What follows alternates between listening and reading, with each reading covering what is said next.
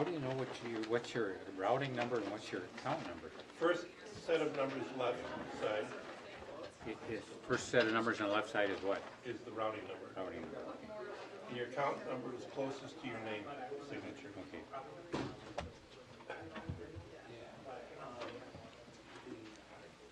Dick, I didn't know we had to change seats too. We did? I don't know why, apparently. I didn't look. I think it was just me. Maybe I'm in the wrong seat. No, you're not. It was.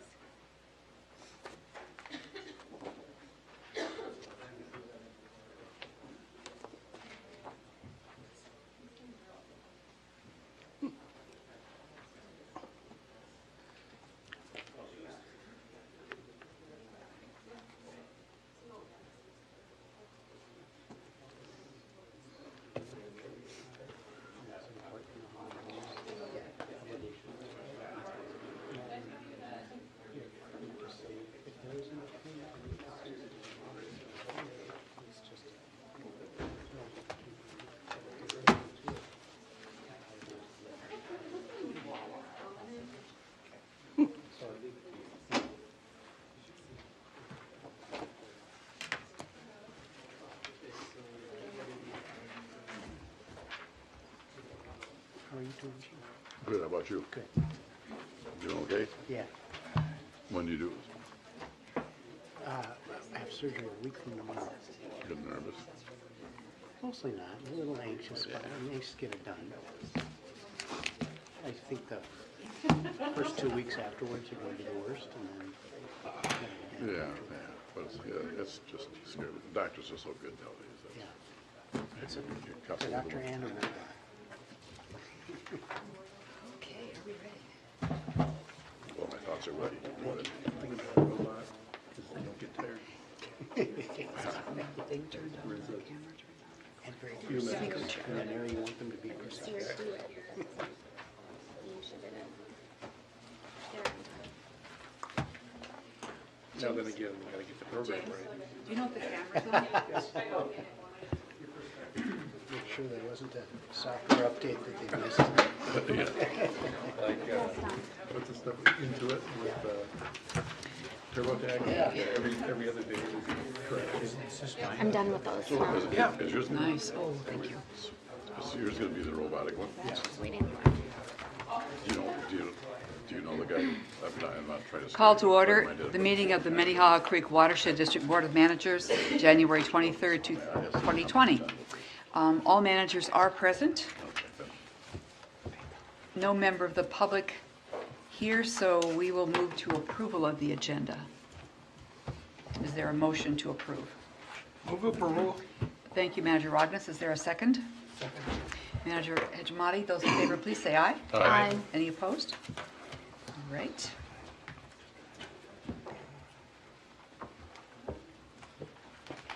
There is some correspondence this evening. I received a copy of a letter that is addressed to Becky Christopher from the John Jaskey at Board of Water and Soil Resources. Dear Becky, on behalf of the Board of Water and Soil Resources, I would like to congratulate you as a nominee for the Outstanding District Employee of the Year for 2019. Although you were not this year's recipient of the award, you should be very proud of your nomination. Your outstanding efforts and excellent work have been acknowledged by your own district and its partners, and we certainly concur with their assessment. Your leadership, dedication, and continued willingness to succeed have resulted in significant conservation accomplishments. It's a pleasure to recognize you as an employee nominated for the Outstanding District Employee of the Year. Bowser appreciates your performance, commendable work ethic, and the many accomplishments you have achieved in water resource management. And we certainly do appreciate her. The second is a thank you note from Sliv Carlson, who has recently retired from the CAC. She said, please convey my appreciation to the MCWD Board of Directors for the lovely gift. My 8 years on the CAC was an incredible learning experience. I have really enjoyed it. My thanks to the board for being appointed so many times, Sliv Carlson.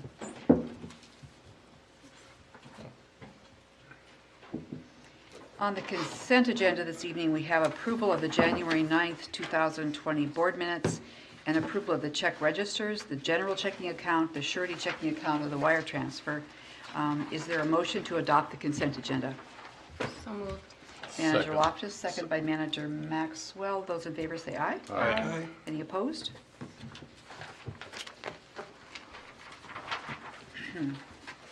Now, I should look at my notes here, just in case I don't forget something here. The meetings I've attended in the last couple of weeks are a meeting with the committee chairs to do a 2020 look ahead and talking about the work we have to do and how we're going to arrange that on the committee agendas. Also, I attended the Metro Mod along with Managers Hedgemati and Olson and Kate Moran, and Manager Hedgemati will be reporting on that. And then Mr. Whisker and I met with Commissioner Fernando at Hennepin County, and were able to talk with her about dam operations and how that fits into the climate adaptation. And she stopped us and said, repeat that again, when James said, 1 inch of water on the lake is worth, is equivalent to 5 feet. 5 feet. yeah, that lower watershed. Nokomis. And she said that was the thing that really grabbed her, and that was the fact she thought we should run with because it was so impressive. I might have another meeting, I forget what it was though. And then we have the summer tour coming up, and we'd like to put together a sort of advisory committee with some board liaisons, some staff. I'm not sure who will be in there entirely, but I'm interested in knowing who'd like to be on that committee, or not a committee, but who'd like to be liaisons to that planning effort. No, I can, oh, Manager Maxwell, okay. it's gonna be a party, right? At the end. I'm good at those. First there's work, then there's work. Manager Rognus, you've attended some summer meetings. Would you like to be on that liaison? And then I'll be the third person, unless someone else wants to bump me off there.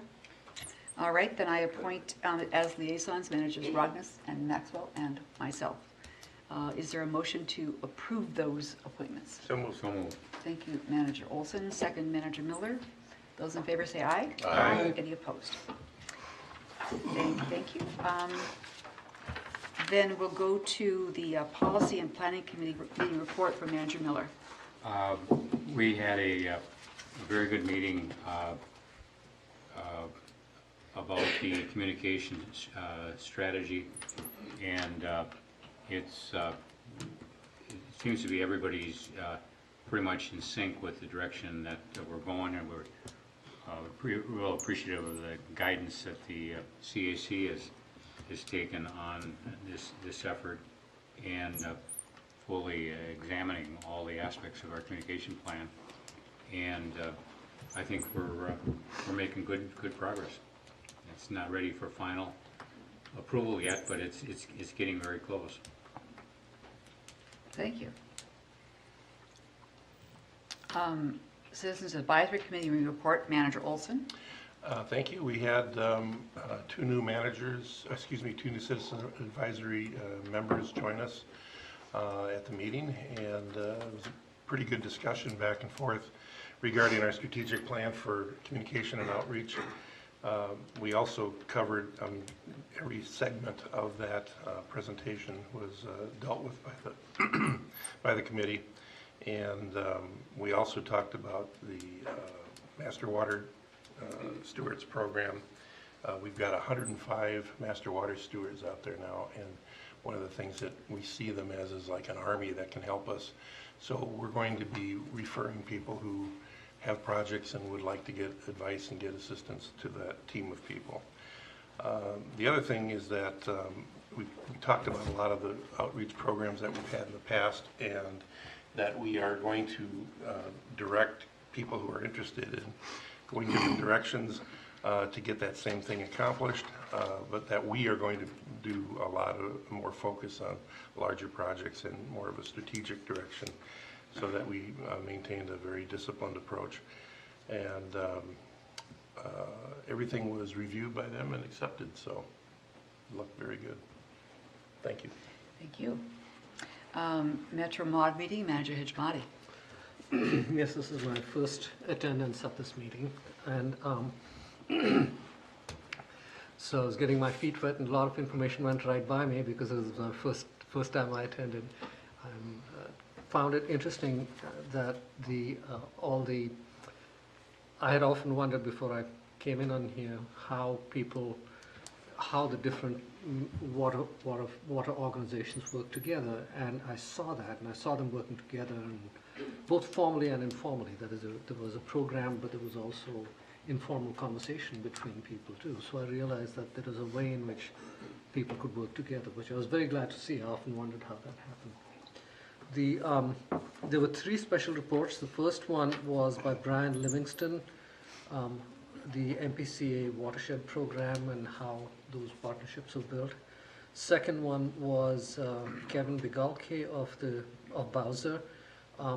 They've changed their funding and how they do their funding, and so he talked about that. The third was Emily Jammons did a mod update, recap the annual meeting, and then also did a legislative update results, which was very interesting. And then there were a whole lot of agency updates. The ones that reported were Bowser, MPCA, Department of Health, the Met Council, the Clean Water Council, and the Administrators Association. And those are the reports. And since I was a little bit over my head on that, Bill kindly offered to fill in the details on this. You've got it all. I went right down my notes. Okay. So, nice job. Was that enough? Thank you. Yep. Thank you. The upcoming meeting and event schedule is in the agenda. Manager Maxwell is next month's liaison to CAC.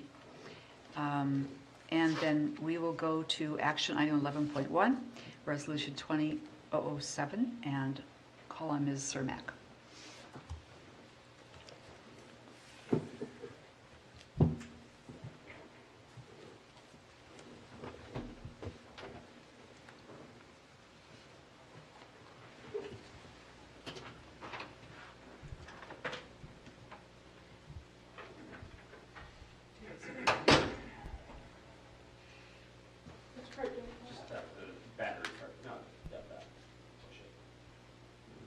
Oh, a real push, okay.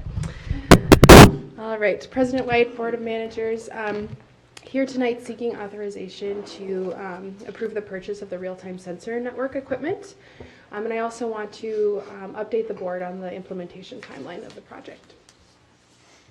I'm going to start by walking through some background on what led us to this real-time sensor network as our solution. I'll go over some of the planning steps that we took during 2019.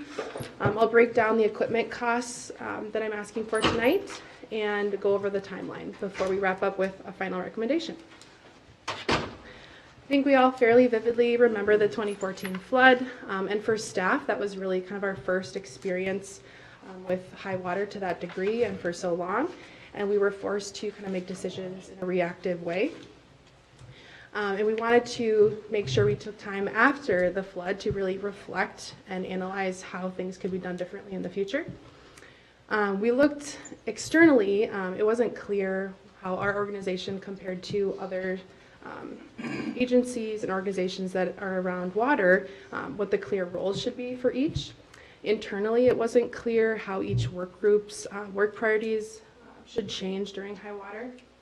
So we really wanted to reflect and implement changes to be better prepared in the future. One of those changes led by Tiffany was to establish this multi-agency partnership. It made sense that all these agencies deal with water. We should be addressing these concerns together. And I think the board's really familiar on kind of the outcomes from this partnership, but at a really high level, we now have specific forecasts for the watershed from the National Weather Service that allow us to more proactively operate Grays Bay Dam and create some storage in our system. We have Hennepin County Mesonet stations that are tracking how much rain has fallen on each subwatershed. And then the USGS station has 2 locations where they're tracking in real time how that rain is impacting our watershed. And since 2014, and this partnership has been established, we've continued to have a lot of rain. This graphic kind of highlights just how wet the past 6 years have been in comparison. And the silver lining to that is we've really been able to put this partnership to test. and really continue to reflect and refine how the district is managing issues around high water. And we've continued to kind of identify what the pain points are during high water periods. One of those pain points is providing enough real-time watershed conditions to staff that are operating Graysmere Dam. And this was kind of cemented as an issue in the spring of 2019. If you remember, we aerated the dam and got it open early so we could start giving some relief and create some storage in advance of some expecting rain and future flooding that we were planning to get. And they were looking to R&M staff to provide real-time flows coming into Lake Minnetonka, water levels across the district. And for us to be able to do that, we had to kind of manually go out to all these locations and take these discrete flow measurements. The problem with that is they're time intensive and they can be immediately outdated. So we definitely had to kind of think through what a solution would be to that. And the obvious kind of clear solution was, why don't we have sensors out in the field doing the work for us and doing it at a higher resolution than we would ever be able to do ourselves. And the key was we wanted to make sure that we could have that data always being transmitted back to the office so that Tiffany and Jana, when they're making those decisions, have access to that real-time information. And I want to kind of highlight for the board, when I say like a higher resolution of data, what I mean by that. This is a graphic of data from the Hiawatha Avenue station. These red dots show kind of our discrete measurements, so how we currently take flow, the biweekly readings. And really the best you can do here is assume and kind of interpolate between the dots what's happening. But when you layer in a continuous sensor, you can see how much volume we're missing and not characterizing for Tiffany and Jana. So we really identified this as the solution, and we needed to start looking into moving this forward. So we knew this sensor network would help improve dam operations, but we also knew it would be really expensive to implement, take time. We wanted to think through how this could enhance other initiatives that the district is carrying forward, and how maybe some of those initiatives could help carry this real-time sensor network concept forward. Since 2014, the district has better established itself as this information broker during periods of high water. This real-time sensor network is going to provide an amount of data that's really going to help kind of solidify our role in that and provide a lot of information for those who are actively involved in emergency management. The district's also undergoing IT planning efforts right now, and part of that is mapping out how data makes its way through the entire organization and how each work group utilizes that information. So that was going to be really important. Something that we're going to need to map out is, how does this real-time water sensor information make its way through the district and into the eyes of the right people. We knew this real-time sensor network would be providing us with a higher accuracy of volumes making its way through each location. And we knew by adding in storm samplers to some of those locations, we could really better define the loading coming through these stations and helping us better identify projects and communicate data-driven stories about project success. And lastly, climate adaptation planning. The district has talked a lot about what does that mean, what is our role in that. And I know we're spending kind of a whole year on defining really what that is. But one thing we have established is the need to update our district hydrology model. And this real-time sensor network is really going to kind of set the stage for that. This higher resolution understanding of each subwatershed's water budget is going to allow us to carry that initiative forward in the future. So once we had outlined our internal needs, we really wanted to look to our partners and see how they could benefit from something like this. We started running this by the multi-agency partnership, and there was really support across the room. Each agency could utilize this data set kind of for a different reason. And Hennepin County actually was in the early planning phases to applying for a FEMA grant to install similar water level sensors along Minnehaha Creek. So it was the perfect opportunity for us to partner moving forward. And I'll touch on that a little bit later in the presentation. City staff along the creek, park board staff were taking time already to go out and document water levels and take pictures of the creek. So we knew there was a need there that we could solve. And we also wanted to hear feedback from all the cities on where are there areas of concern? Where are you experiencing frequent flooding?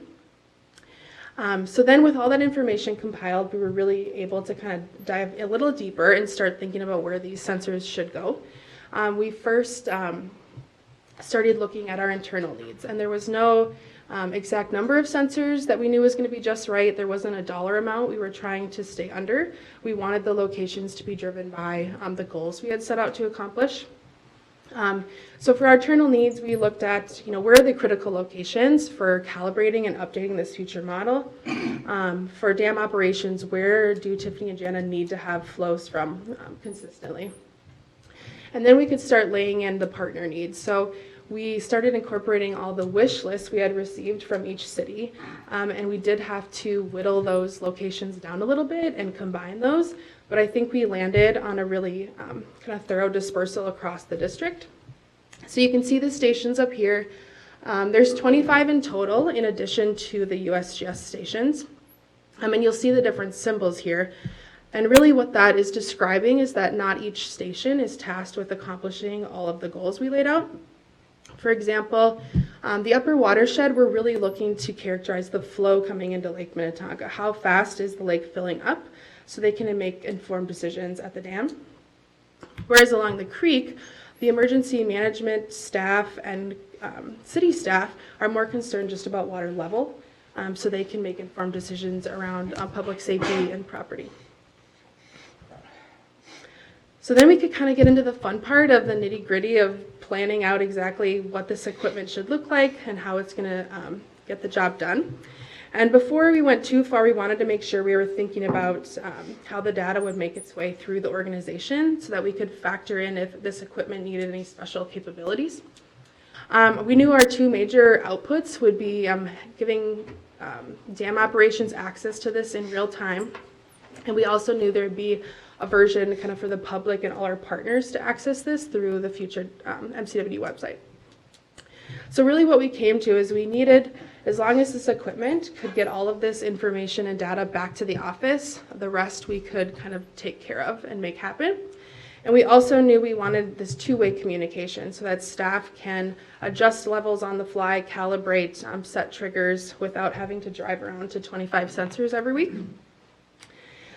So then we did start digging into specific equipment types, and I'm not going to review in detail what all those equipment types are and how they work, but what I do want to highlight for the board tonight is how much thought and energy went into the equipment decision. Staff spent the second half of 2019 researching brands, calling vendors. We got a lot of test units in-house so that we could test their accuracy, play around with the interface, the functionality, test them in the field.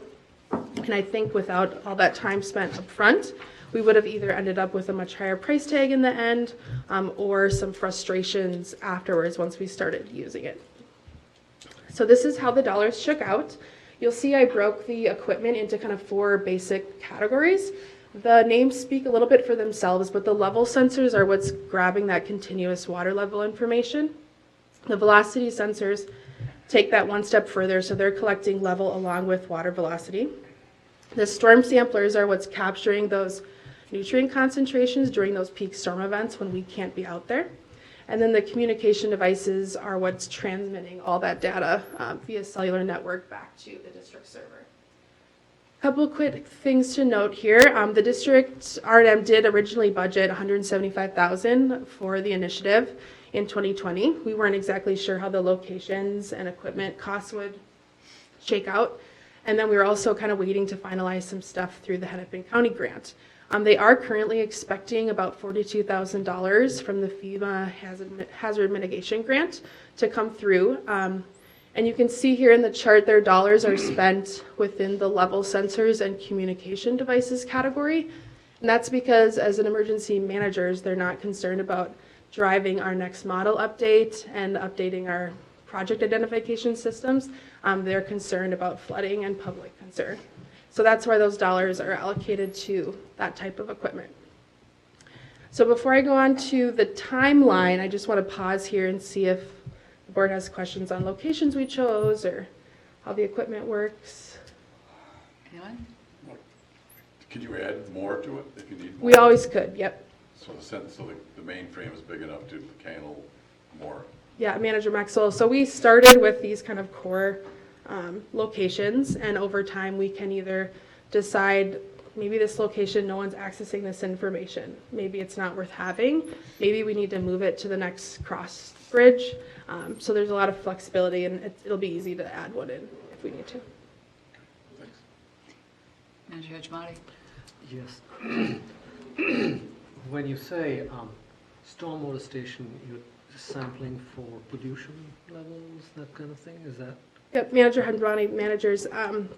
The storm samplers are collecting the same nutrients that we would on our routine sampling events, but similar to like you saw on that discrete versus continuous chart, we're also missing those peak storm concentrations. So the storm samplers are going to allow us to characterize how the concentrations in the creek and like phosphorus and suspended solids, Vary over time? yep, are changing with the 200 outfalls on Minnehaha Creek, how those are impacting water quality during storm events. Okay. So do you sample those only at certain times, or do you sample them continuously and then watch how it goes up and down? How does that work? Sure. The storm samplers will trigger, we usually set a goal for around like 12 storms a year. And we try to vary the intensity of the storm that we're capturing and throughout the season, so that we're capturing, May through October, as well as quarter-inch events to the big 3-inch events. So you tailor it to the events that are coming in, and you know that already from the prediction that it's coming ahead, so you Yep. tailor it at that time. Okay. Do you also get a baseline about? Yes, so we With that- still have our routine kind of stream sampling we do on Minnehaha Creek bi-weekly, where we'll still collecting flow to kind of calibrate this equipment, and then we'll be collecting baseline water quality samples too, so that we'll be able to kind of tell the difference of the creek during these storm events versus kind of the base flow. Okay, so you're going to do both. Yep. Is that when you're still going out every 2 weeks to do the sampling? You had also talked about reducing the staff time having to do that. Sure. So help me out. Yeah, great There's question. still staff going out. So this spring, for example, when they were trying to make decisions kind of daily on what to do with the dam and how much to open it, we were consistently going back out. So now with these level sensors, the neat thing you can do is kind of create a relationship between level and flow. And so by just having this level information coming to the office, we'll be able to kind of convert that into a flow reading. It will still require staff to go out once a month to kind of calibrate that measurement, because it can change over time. But you definitely won't need to go out as often. Okay, not as often, but Yep. just to make sure everything's working right. Yep. Oh, I see. Okay. All right. I think we're ready for timetable. All right. This one's kind of short and sweet. We did start installing the infrastructure already, and this will kind of be ongoing into spring because some of it requires the ground to be thawed for us to do. We have also undergone some of the programming and heavy scripting to make sure all this data can flow through all of our IT systems that are in place, and that will be kind of ongoing into spring. Then in spring, we'll plan to finalize actually placing all the equipment out in the field in the infrastructure. And then essentially we can start rolling this out to internal staff as well as our partners who are waiting kind of for this information to go online. We'll continue to kind of work out some kinks through the summer and start thinking about what we want this public-facing version to look like. It's not necessarily contingent on the future website being done. We'll have options to display this in advance of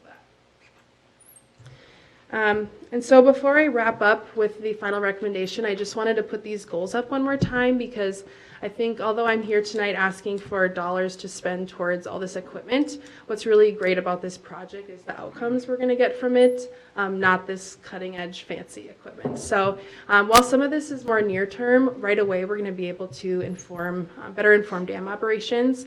Some of it is definitely more long-term planning, like the model update, for example.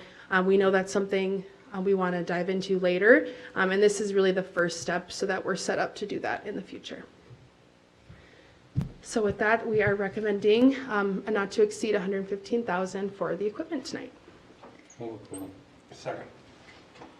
Are there any questions? Manager Miller? Fine tuning the dam operation.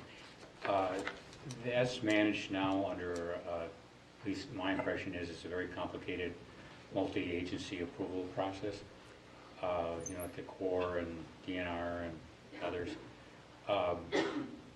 What kind of process would be to modify it? It could be very complicated and long-term. Manager Miller, managers, that's something we're looking into, and I believe Tiffany is going to be briefing the board on that after in the second round of committee. From what I understand, the current plan, yes, was developed in a very complex, thorough process. And we want to make sure before we revise that, that it's worth doing that and that's the right approach. We're also, this type of equipment is going to be really critical into making those decisions about the dam because we're going to have those sub-watershed water budgets established and see if there's tweaking we can do elsewhere or if the dam is the place that we need to adjust those levels. There's this considerable amount of false information being distributed about our operation of the dam, that is to keep the boats afloat in Lake Minnehaha. Have you got are you developing a plan to go with this to make sure people understand the science and management of the dam operation and the, you know, it's not because somebody's calling because their boat's dragging on the bottom of a bay or what? Manager Miller, if I may, right now, the sensor network, what it's collecting, won't change the kind of boundaries that our dam operations are operating under. So that operation plan still stands that was originally set. We're just hoping that by having this real-time information, we'll be able to kind of better create that storage and make proactive decisions. And it definitely will set the stage, though, if we decide to kind of reevaluate that in the future. It would really, I think it'd be helpful to have some kind of a depiction of, on our website of how the dam is operated. You know, that it's not somebody going out there thinking, well, I think the lake should be lower or higher. It's much more science and discipline going into it than just the whims of the district and responding to complaints. I think it's a big obligation we've got to make sure that the information is out. Grace Bay Dam is the top item on the website and has been for months. This particular headline talks about it being closed for the season. And when you follow into this, the operating plan is there, the graphic that shows when and how much water goes through. Yeah, if you delve into it, but I think we should have some kind of a graphic so you can just see, you know, the lake is this high and the creek is this and the flow is coming, et cetera. I think it'd be really helpful because the false statements that are being circulated about the dam operation are simple. So our answer should be simple too, backed up by all the science and art and management. Mr. Whisker. President White, excuse me, Manager Miller, managers, as Ms. Cermak pointed out, we will get into a little bit of that when Tiffany provides briefing in committee. But to answer a couple of your questions, currently, as Kaylee pointed out, we're not looking at, this won't change dam operations. Really, right now, the way that dam operations is managed is we've got a rule-based approach that was developed over a 10-year period of time with the Army Corps of Engineers and DNR. And you've seen that plan. That when it's a static sort of mechanistic rule-based model, when the water level gets to X, discharge equals Y. And that works, but as the water regimes changed around us, that really is driven by discrete measurements of lake level without a ton of weather forecast data. What this allows us to do is within the confines of the rules that have already been prescribed is maximize the amount of storage and resilience we're able to create in the system because you've got real-time measurements of how the lake's filling up, when it's going to fill up, what the stage is in the creek that then guide how to create predictive storage in the lake ahead of the storm actually dumping water into the upper watershed. So that's sort of the first approach is using 21st century technology to squeeze as much buffer and resilience out of the dam operation rules that we have.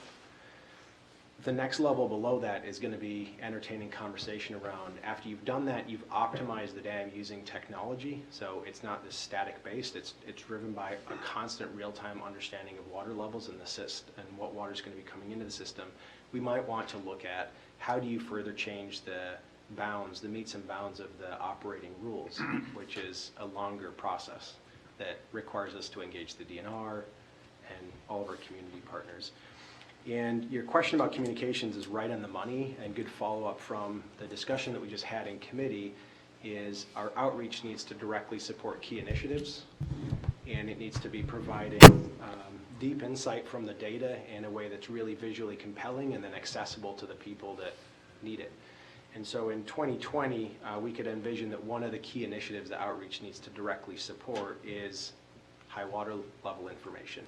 So if we're deploying all this real-time sensor information, rebuilding the website, as Kaylee pointed out, how does that data flow through the organization, get pushed into GIS, get pushed into visuals that are accessible on the website that show how fast the lake's filling up, how much water is leaving the creek, and what are all the real-time sensors showing. So people can look at that in a dashboard format and know that it demystifies the whole rule book behind Gray's Bay. So I think you neatly summarized sort of the overarching direction that things are probably headed.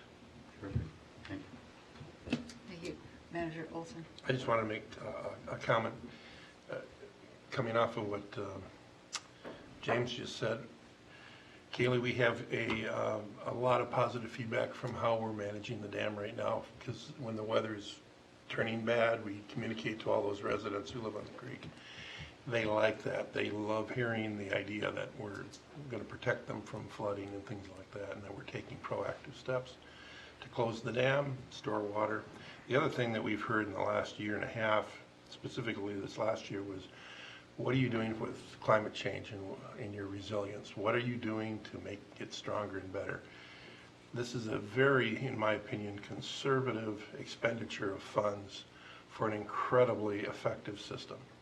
And so I'm proud to spend this kind of taxpayer dollars to get this system really fine-tuned so that we can be very responsive for the city of Minneapolis and those residents in Edina, St. Louis Park, Hopkins, and Minnetonka.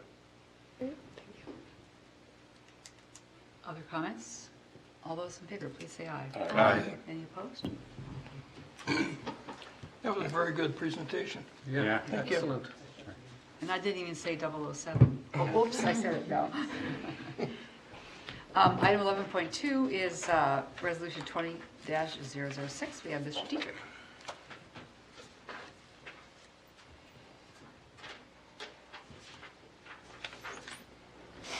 Good evening, President White, managers. Thank you for having me here this evening. Before the board for approval is Resolution 20-06, authorization to select and purchase permitting and plan review software. So this evening, I will be ticking through some of the background regarding the status of the IT update, going through permitting's needs in general, where we're going, where we're at in terms of technology, and what we'll need in the future. And then I'll also be concluding tonight with vendor selection and recommendation, and in there I will be just covering the process, the findings, and finally our recommendation for permitting software and plan review software. So to kick off tonight, I thought I'd briefly recap the purpose of the IT plan. So organizationally, we're really just trying to do two main things: build high-impact capital improvement projects and change policy to connect land and water. And really, in order to do those two things, we need to have a new workflow that supports them. And it's got to be one that's rooted in sound science and allows us to make data-driven decisions, and one that utilizes info from our other programs like R&M, like permitting. And from there, we really need to be able to layer in other information like natural resource information, land use data. And it's in integrating these two data streams that really informs and supports building high-impact capital improvement projects and changing policy, and that's through a broader planning analysis. So the last time that IT was in front of you, Alex highlighted the importance of GIS, and essentially it literally allows the integration of the data streams and workflows that I was just mentioning. And it really serves as our central technology hub. It allows us to store, share, and analyze data across the organization. And looking towards our other updates, what we're really reviewing for each program is how that technology update fits into our larger plan and how it fits into GIS as the central hub. So I just wanted to provide a little bit of context for the comprehensive roadmap that we've been following. And this really just illustrates the milestones that we've hit thus far and puts them into context. And since October 2019, Alex really has been pretty busy implementing the enterprise GIS licenses and software that the board approved back in October, including installing and configuring software, publishing internal and external data sets, setting up users within the organization, going through initial user testing, and so far we've made really good progress. So to continue with those milestones, tonight we're going to be asking for authorization to select and purchase permitting and plan review software. So just with that context in mind, and before we really take a deeper dive into the process that we run and finally the system recommendation that we have this evening, excuse me, I just wanted to provide a little bit of grounding in where permitting is going. So in realigning the program around the mission, vision, and goals that we outlined in the Watershed Management Plan and the balanced urban ecology as our underlying organizational philosophy, permitting really has established two primary goals, and that's promoting early coordination and partnership, and then improving the baseline efficiency of our regulation. And that's really for a twofold purpose. We're trying to align staff time with natural resource risks, so making sure that our staff has enough time to focus on the right priorities. And we're also looking to improve customer service.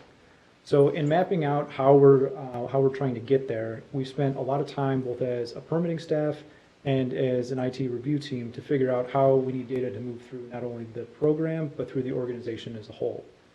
So from that, we really spent some time treading over some of the past pain points that we've had in the organization collectively over the last decade or so, and specifically when we're thinking about our work and then our current technology.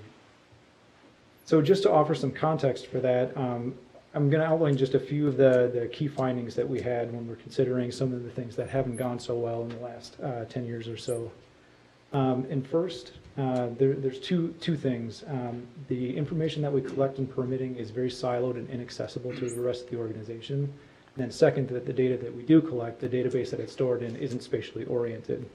So as a department, as a program, we really take in a tremendous amount of land use data. We have well over 700 permits a year, and basically all of this information is taken from these applications, and it's really just put into this database that isn't connected to anything else. It was built by an intern in the early 2000s, and it's really siloed from the rest of the organization. And it's every time that we need to take information from that database to perform some sort of analysis to inform either a project or an opportunity, it's a substantial lift from staff. So on top of that, the data that's actually housed in the database we currently have, none of it is spatially oriented, so it's all in a tabular format. So there's really no way to see trends or measure any changes that you have on the landscape through the permitting program, like changes in impervious surface or changes in pollutant loading, without really digging in and putting in a substantial amount of effort to try to spatially orient that information. So permitting currently acts as a funnel, or martini glass in this graphic, but the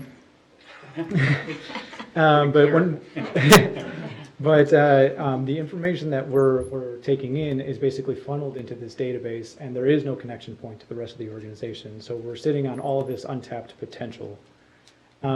And when we are taking in applications, the process that we're running our applicants through, the public process, it's extremely complicated. There's a lot of different touch points.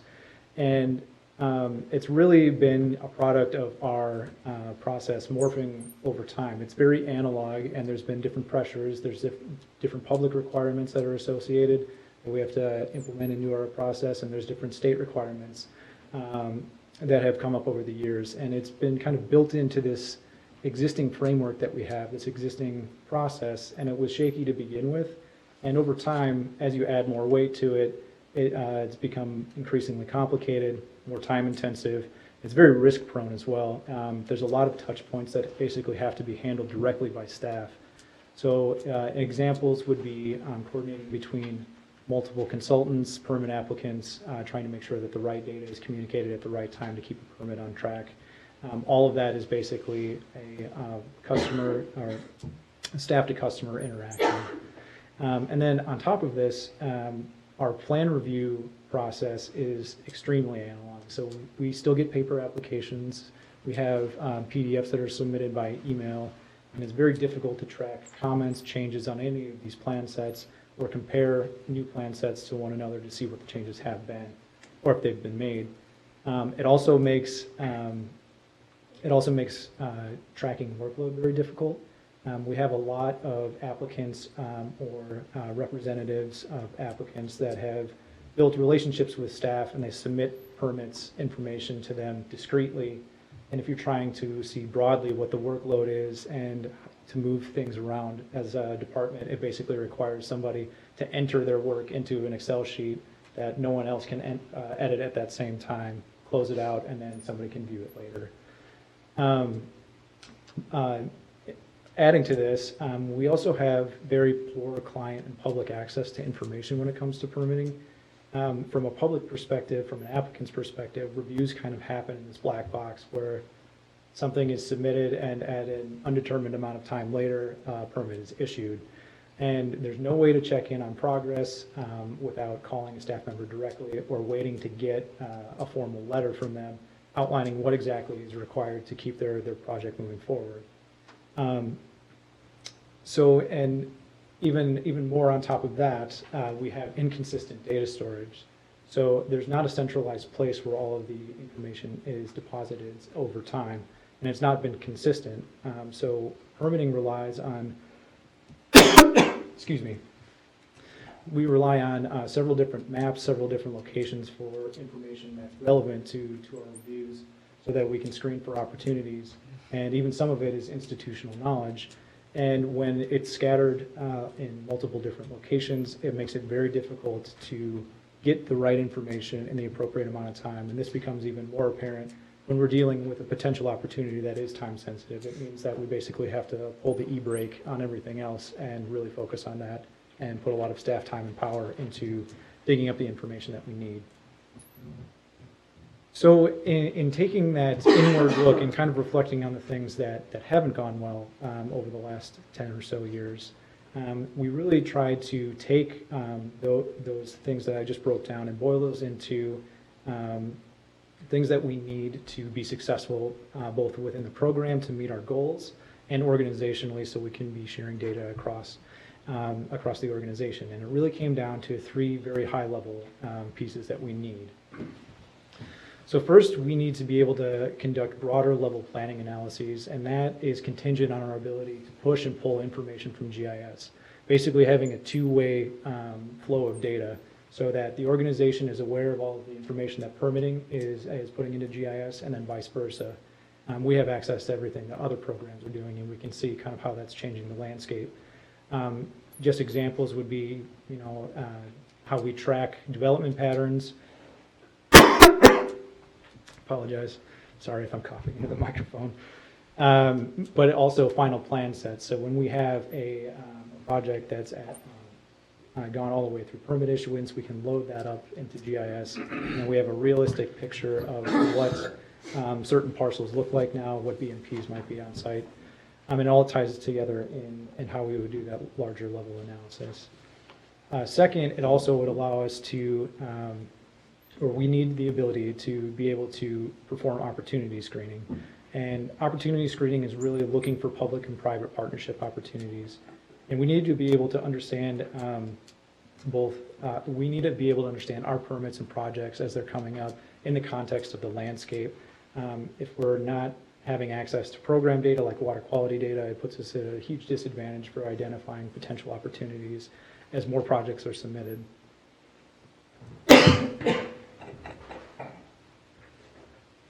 Excuse me. And then finally, we need to make our baseline baseline permitting process more efficient, and we really need to start improving our customer service. And the way that we were thinking about these things is making steps that are currently manual and heavy lifts automated, and giving our clientele access to online portals so they are able to track all of this information, and it will eliminate touch points, coordination costs, and then it would mitigate conflict that is associated with that. Basically, that would all be aimed at freeing up staff time to focus on larger initiatives. So really the time and effort that we spent as not only an IT team, but as a permitting staff, it really allowed us to hone in on what we need out of the system.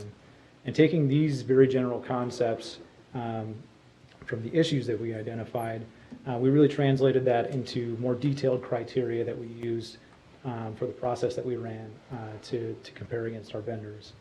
So for the planning, analysis, and opportunity screening, the main point there is that GIS is essential for those two. You need a close integration with GIS to enable two-way data sharing across the organization and from permitting and vice versa. And we also need that vital spatial context if we're going to be identifying opportunities. And then second, for the baseline permitting efficiency, we really need the client portal so that we have, so our applicants and public has access to online applications, can submit more information, get updates on their projects, figure out where they are in the process. That would include electronic plan review, so we're able to mark up documents efficiently and communicate that to not only our consultants but applicants so we can track changes readily. Excuse me.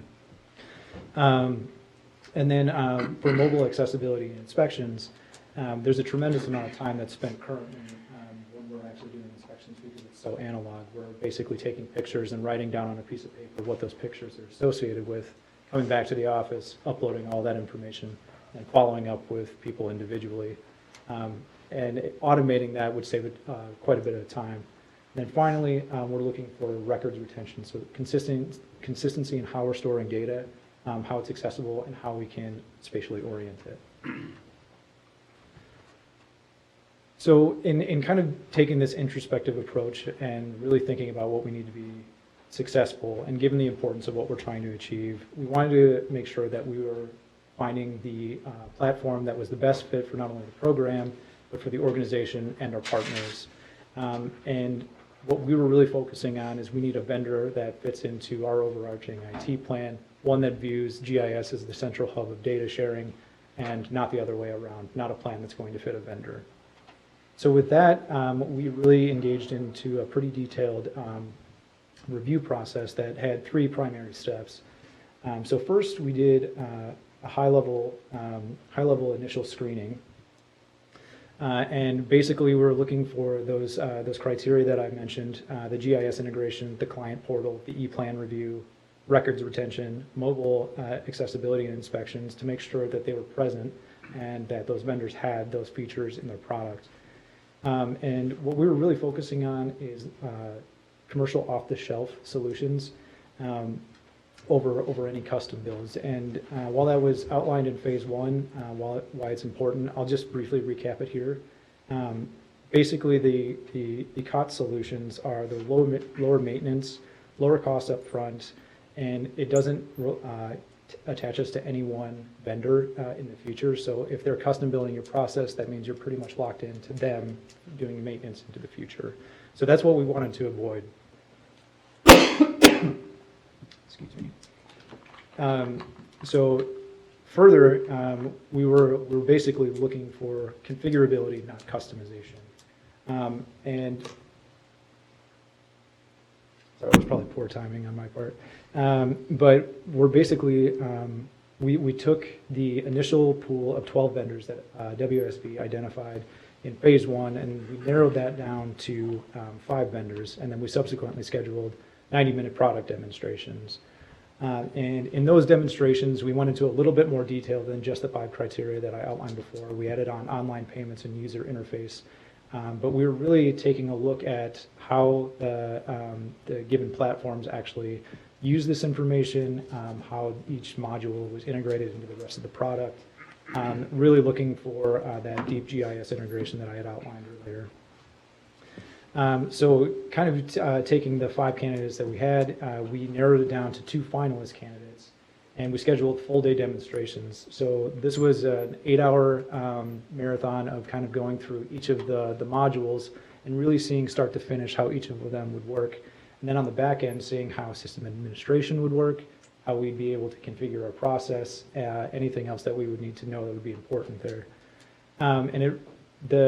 The one thing that we did for the full-day demonstrations is we expanded our review team. And while it was a cross-functional team, we wanted to include all permitting staff so that we were able to ask detailed questions about day-to-day operations and things that came up so we could get quality answers and really vet the product fully.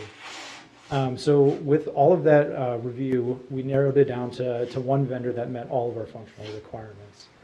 And that platform is Elements XS, and it's by a company called Novatics. And before I kind of get into what services they offer and how that meets our needs, I just wanted to provide a little bit of background on the company itself. So Novatics is actually founded in asset management systems, so that is their bread and butter. And they are basically marketing those towards municipalities, county governments, and it's very closely tied to GIS. And in fact, their permitting system is built on a GIS platform. So the integration that we're looking for is actually baked into the product. So what that allows and what we identified as a very important need is the GIS integration. And the GIS integration that they have, it allows data to be shared 2 ways, allowing organizational access to permitting information and vice versa across the organization, allows for that broader level planning analysis that I was talking about earlier. And it also is able to utilize that GIS integration to put all of our permits and projects in context with the landscape so we can really start to find some of those opportunities in the future.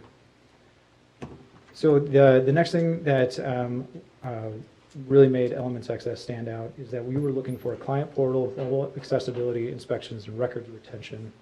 And their base system provides all of the efficiency that we were looking for in those key areas. And the base system was actually very intuitive, and it can be staff managed. And very importantly, it was configurable, and it allowed us to manage our own process. So one of the things that we flagged in some of our reviews that some other vendors approached this a little bit more rigorously, where they had a tried and true method that their company had established and basically had you conform your process to what they outline. For Elements XS, it still allows us to keep the key portions of our process that we need to, but still gives us the flexibility to move it around to make it more efficient.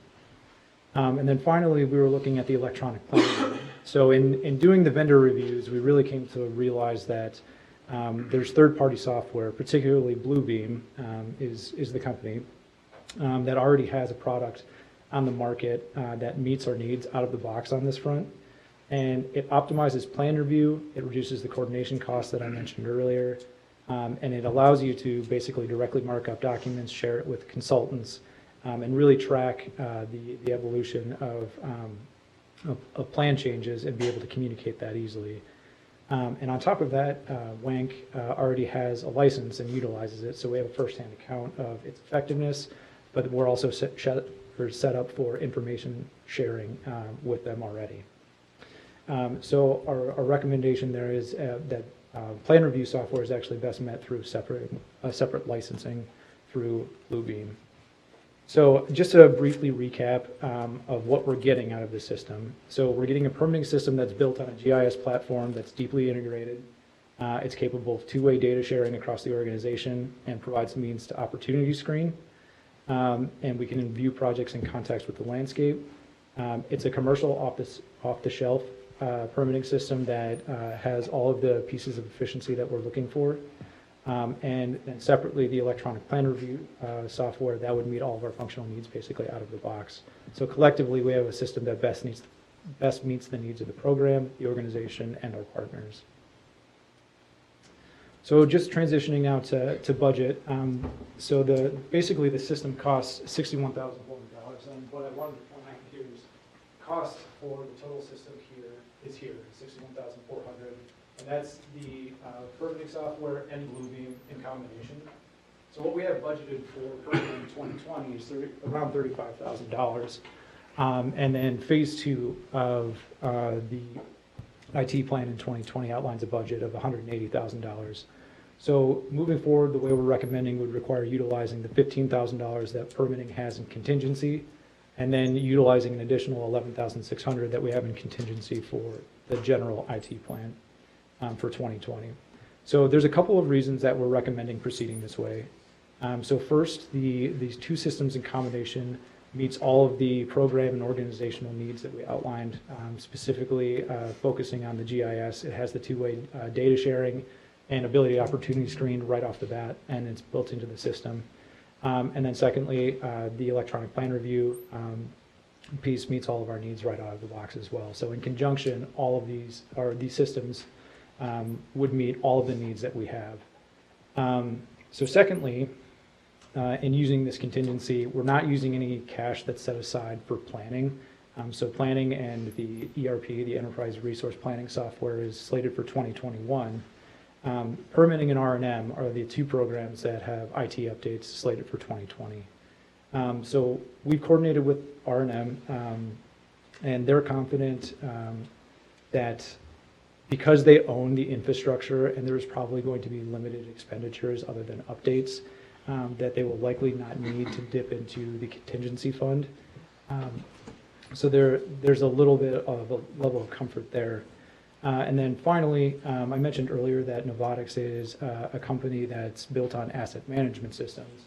And in the future, as part of the enterprise resource planning analysis that we'll have to go through in 2021, PMLM will need an asset management system. And Novatics basically has this product at no additional software or maintenance costs if we are invested in the permitting platform. So if we decide at some point down the road that that asset management system meets PMLM's requirements, that could reduce the scope of what they need to purchase for technology-wise and possibly be a cost savings in the future. So now just to briefly cover some next steps.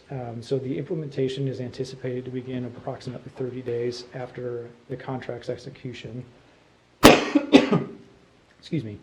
And basically the implementation process will entail the data migration and configuration of the system, the user acceptance testing, system documentation, and user training. And that'll be followed with the actual system going live, and there's support associated with that. Then post going live and working out all of the day one kinks, we'll be going into continuing support. So just a quick note here on timeline, it is contingent on vendor queue. So if there was a project or projects that came up in the period between when we got the quote and when we're executing the contract, that may move the timeline down. So in conclusion, we're recommending we're requesting the board approve resolution 20-006 for the selection and authorization of permitting software Elements XS by Novatics for an amount not to exceed $58,500, and then authorization to approve Bluebeam, the planning software, or excuse me, the permit review software, electronic plan review software for an amount not to exceed $2,900. And with that, I'm happy to take any questions. Thank you, Mr. Dietrich. Is there a motion to Move adopt the approval. resolution? Manager Second. Miller, second, Manager Olson. Questions, discussion, Manager Miller? I just have not been in a meeting that so many important steps forward have been taken at one time, especially in something as complicated as IT and the advancement of the science part with research and monitoring and the customer service part with permitting is just phenomenal, and I just hope it accomplishes all the things that have been laid out. Is that both presentations really leave us with high expectations, so I'm hopeful that we can accomplish those things. Thank you, Manager Miller. Anything else? Mr. Smith? Madam President, just a question for Mr. Dietrich. Is this a one-year annual cost for the software? For the software, there is maintenance costs that are associated with it, and I do have a slide that details out into the future. So the maintenance costs for the combination of both the Elements XS system and Bluebeam are on the bottom row of cells. So it's about 10,600 for the first 2 years, and that is actually under budget for what we've earmarked for maintenance. And over the span of 5 years, it would actually result in cost savings. So the action the board is taking tonight is to make a 5-year purchase? As far as I understand it, Mr. Smith, it would be a purchase of the software and the associated maintenance agreements, and then this would be a continuing payment that would be associated with it. So the 58,500 is one-time cost, and these are additional future costs that would come back to the board in the future. Correct. Okay. Very good. One other item we would just suggest, if there are agreements that the district will enter into, that a third step in the resolution be added, that the administrator is authorized to execute those agreements on advice of council. Thank you. Is there a motion to Mike, amend? I have a question. But once we approve this one, the maintenance cost would be an ongoing, so we already signed the contract for the full 5 years. Even though we're spending $58,000, you couldn't back out of it because you signed a contract for the maintenance for the next 5 years, would you? No, that's if you're in a subscription. If you have a subscription to a software and you don't pay the subscription fee, you don't get to use the software anymore. This is different. He's got the software. If we're frozen in time if we don't maintain it, but if we want to keep upgrading, Then we have to pay the ongoing maintenance cost. So this is software ownership versus subscription. Mr. Dietrich, that's correct? That is correct. And I see Mr. Beck is also showing agreement back there. Thank you for those questions. Is there a motion, for one moment first, is there a motion to amend the resolution to add the third resolve clause So for moved. authorizing execution? Who moved? Second. Manager Miller, second Manager Olson, Manager Loftus. Just one quick curiosity. How did you get R&M to give you their contingency? I think that might be a The question. martini glass, or how? No, Brian is a huge fan of smart art in presentations, and when I took his advice, he was very willing to about the contingency. That is evidence of cooperating departments and teamwork. Teamwork. Any other hard questions? No. All those in favor, please say aye. Aye. Any opposed? Thank you very much. One comment, the quality of these presentations is just keep on getting better and better. There's almost no questions left by the time they're done. But the fact is that they're not televised, because it just shows the room, and it would be good if we could figure out a way that they'd be focused in the televised portion of the presentation, or the presentation be televised, Well, videoed rather than televised. We don't actually televise. or whatever. Yeah. You need another camera or Let the something. slide show on the TV. Great. And President, I believe you just voted on the amendment. Yes. We haven't even voted yet. We have an amendment on the table. Well, you just did take one vote Oh, we did vote, We okay. did vote on the first on the amendment. amendment. On the amendment, Now, yep, on the amended motion, Yep. either left. yep. Now the big one. Somebody keeps me honest all the time. Any other discussion? All those in favor of the resolution as amended, please say aye. Aye. Any opposed? Thank you. I was ready to let him go. Thank you very much. The next item is committee assignment appointments. I have consulted with each manager, and we'll make the appointments to be the same as we had in 2019.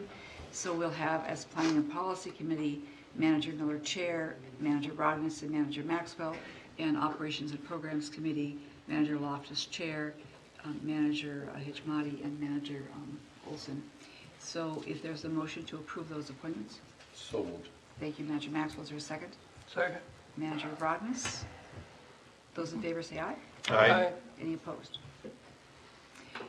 And next, we have with us this evening Joel Carlson, our Government Relations Consultant. So with your permission, I'd like to bring Mr. Carlson forward, and then following, Mr. Whisker. President White, managers, And Joel was going to tag team the committee briefing when we reconvene in committee. Terrific, if that's thank you.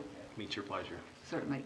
Then what I'd like to do at this point is to take the board meeting into recess, so we can go into committee, and then let staff have their evening be over, and then reconvene for the performance review.